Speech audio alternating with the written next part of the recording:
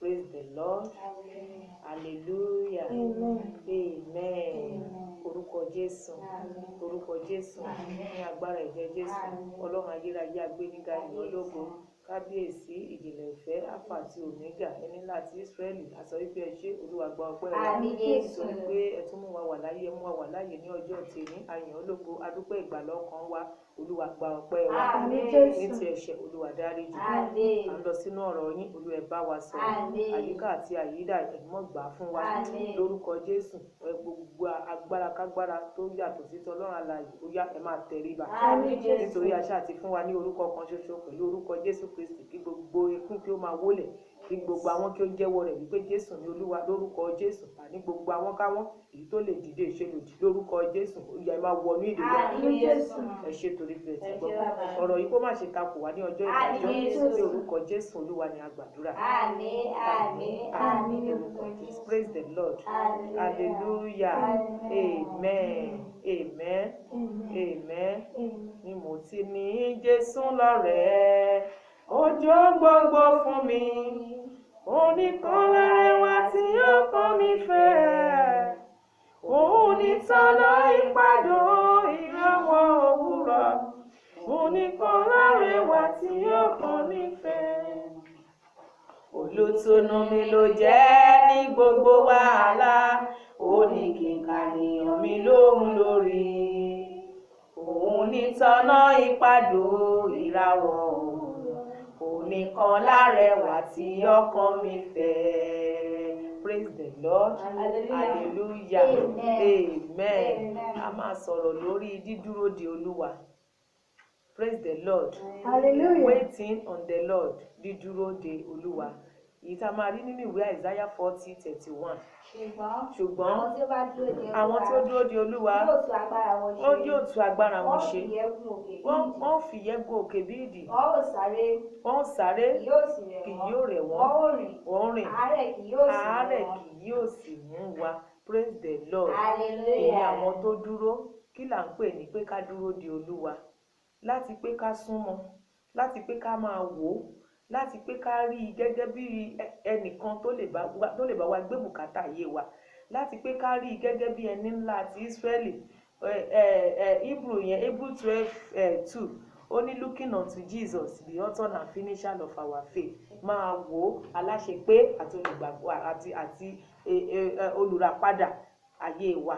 Praise the Lord. Hallelujah. Ta ló yẹ ká máa dúró, ta ló yẹ ká máa wò bí kì í ṣe Kristi. A máa wò ẹ̀gbin tá a bá wò ó lọ a máa rí i pé nínú ìwé mímọ́ àwọn kan dúró dè wọ́n sì rí ìyọ́nú Ọlọ́run.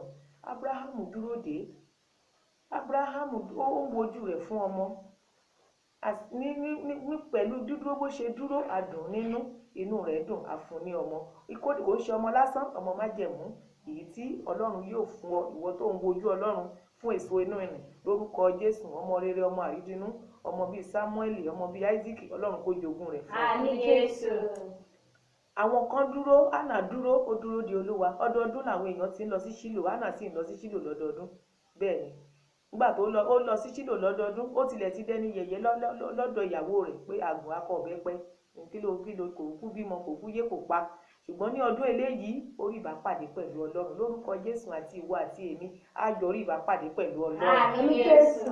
Mo ní a ò ní sìn lásán. Àmín. Mo ní a ò ní sìn lásán. Àmín. Tó o bá nígbàgbọ́ sọ pé hallelujah. Hallelujah. Hallelujah. Hallelujah. Amen. Ìgbà tí àkókò wà fún ohun gbogbo. Ìwé oníwàásù sọ̀rọ̀ kan níbẹ̀ yẹn ó ní ìgbà àti àkókò ó ló wà fún ohun gbogbo. Kí ni ìwé oníwàásù ní orí ìkejì ẹsẹ̀ ìkẹwàá dé 26. A lè má lè kà á tán ṣùgbọ́n a kàn sọ díẹ̀ níbẹ̀. Orí kejì ẹsẹ̀ kẹwàá. Ohunkóhun tí ojú mi fẹ́ èmi kò pa á mọ́ fún wọn.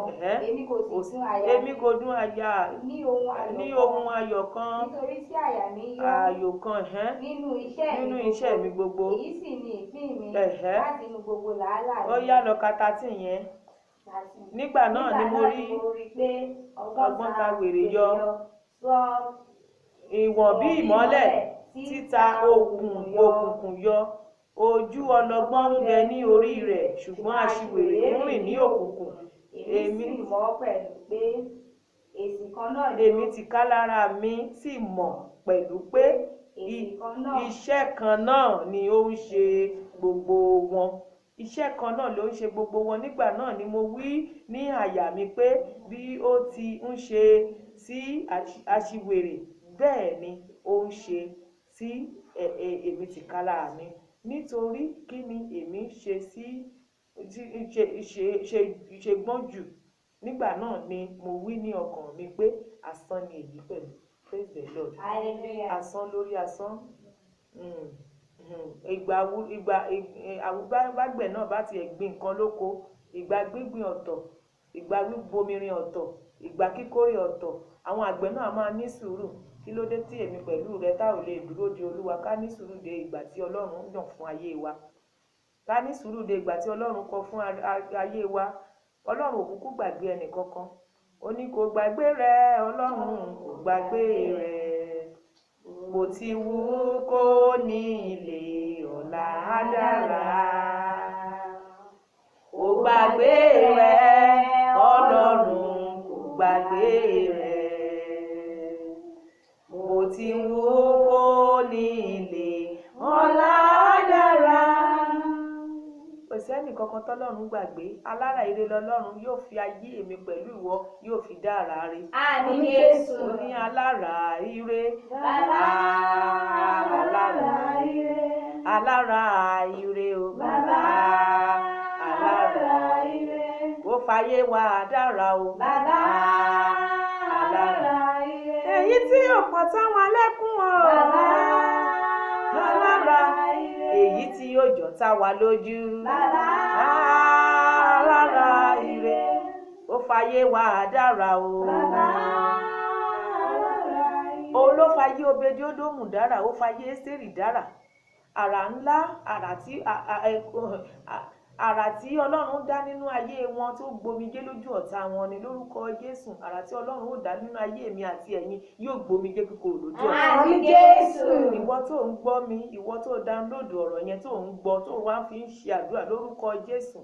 Ní wákàtí àti ọwọ̀ yìí, Ọlọ́run yóò nu omijé kíkorò lójú èmi. Àmín Jésù. What are the benefits of waiting on the Lord? The benefits, some benefits of waiting and trusting in the God of all possibilities is Ọlọ́run tó lè ṣe ohun gbogbo. Ọlọ́run tó ní ohun gbogbo nínú ohun gbogbo. Ó ní renew of strength yóò tún agbára wa ṣe. Nípa tara ni, nípa tẹ̀mí ni, ohun èlò ìṣúwé jíjẹ ni, mímu ni, owó ilé ìwé àwọn ọmọ ni. Ó máa ṣe fún wa nítorí pé he is there, always there for us. Ọlọ́run tó ń jẹ́ Jehovah Jireh. Olóhun lolùpèsè. Kò sí ohun tí ò lè ṣe. Praise the Lord. Hallelujah. Ìkejì, ó ní mountain of capacity and energy with wing. A ó fi fò lọ sí òkè bí idì. Praise the Lord. Hallelujah. Ìkẹta, ability to run with your vision and purpose for your life. Praise the Lord. Hallelujah. Kò sẹ́nìkan tí ó lè ní ohunkóhun tí kò bá ṣe pé a fi fún. Tá a bá yọ̀ǹda nǹkan fún ọ ni, òun lèèyàn lè rí lò. Lórúkọ Jésù, ògo èmi àti ẹ̀yin a ò ní kò ní bá wa ní sàárè. Àmín Jésù. Mo ní a ò ní lò nínú ilẹ̀. Àmín Jésù. Lórúkọ Jésù, ògo àbáwáyé wa lórúkọ Jésù. Èyí tí Ọlọ́run ti kọ mọ́ wa bí oṣó fẹ́, bí ọ̀tá fẹ́, bí àjẹ́ kọ̀ lórúkọ Jésù, a ó lò sí rere. Àmín Jésù. Wá tẹrí ọkàn rẹ bá wa sọ fún Ọlọ́run. Olúwa Ọlọ́run alágbára ẹ̀mí mímọ́. Olúwa, mo ti gbọ́ ọ̀rọ̀ yìí ní òwúrọ̀ wákàtí àti ọ̀wọ̀ yìí. Olúwa, ẹ̀mí láti lè dúró dè ọ́ gẹ́gẹ́ bí olùràpadà mi, gẹ́gẹ́ bí alákòóso ayé mi, gẹ́gẹ́ bí olùgbàlà ayé mi, gẹ́gẹ́ bí ẹni tó wá tó ta ẹ̀jẹ̀ rẹ̀ sílẹ̀ nítorí ayé mi. Oore ọ̀fẹ́ láti sìn ọ́ dé òpin, láti máa wò ó lójú. Ẹ̀mí mímọ́ fi fún mi. Àdúrà lórúkọ Jésù. Lórúkọ Jésù. Lórúkọ Jésù. Agbára ẹ̀jẹ̀ Jésù. Olúwa Ọlọ́run alágbára ìmọ̀. Ẹ̀mí láti lè sìn ọ́, ẹ̀mí láti lè máa dúró dè ọ́, ẹ̀mí láti lè ẹ̀mí tí ò ní mú mi kánjú níwájú rẹ. Ẹ̀mí mímọ́ fi fún mi. Olúwa ràn mí lọ́wọ́ ní orúkọ Jésù. Olúwa wa. Àmín. Ní orúkọ Jésù. Olúwa. Àmín Jésù. Ọlọ́run a sọ wípé ẹ ṣé nítorí pé ẹ kọ́ sí. A sọ wípé ẹ ṣé nítorí pé ẹ̀yin ni kìnìún ẹ̀yà Júdà. Ọba tó mọ̀ nígbà tẹ́nìkan kò mọ̀. Ọba tí ó sì tú gbogbo òye ayé yé pátápátá. ó ní ìjẹ́ tabalẹ́nikẹ́ni tó béèrè fún ọgbọ́n tó fẹ́ ọgbọ́n ó ní kó béèrè ó ní òun ó fi fún un. A yìn ọ́ lógo nítorí pé ìwọ ló ń gbé ní ìpẹ̀kun ọ̀run, ìwọ ni gbogbo agbára láyé àti ọ̀run ló wà ní ìkáwọ́ rẹ̀. A sọ wípé ẹ ṣé nítorí pé àwa tá à ń dúró dè ọ́ a kò ní jogún òfo. Olúwa gba ọpẹ́ wa. Àmín Jésù. Ẹ̀mí mímọ́ gba ìyìn wa. Àmín. Ti ẹ̀ṣẹ̀ lẹ́ẹ̀kan sí Olúwa dáríjì. Àmín Jésù. Bá a ṣe ń lọ mo fi gbogbo àwọn ènìyàn wọ̀nyí lé ọ lọ́wọ́, gbogbo ohun tó ń gba omijé kúkorò lójú ayé mi pẹ̀lú ẹ̀yin lórúkọ Jésù. Ẹ̀mí mímọ́ ó yá gbàǹkáṣíf ó yá nù dànù lójú. Àmín Jésù. Ọlọ́run kó nù dànù lójú. Àmín. Ọlọ́run ìpè àti ìyàn lórúkọ Jésù ó yá kó nu omijé kíkorò lójú wa. Àmín Jésù. Níparí ohun gbogbo jẹ́ ká láyọ̀ ká inú. Àmín. Ẹ ṣé torí pé ẹ ti Ẹ ṣé bàbá. ní orúkọ Jésù Kristi Olúwa ni a gbàdúrà. Àmín, àmín, àmín lórúkọ Jésù. Hallelujah Is an heavenly, hallelujah.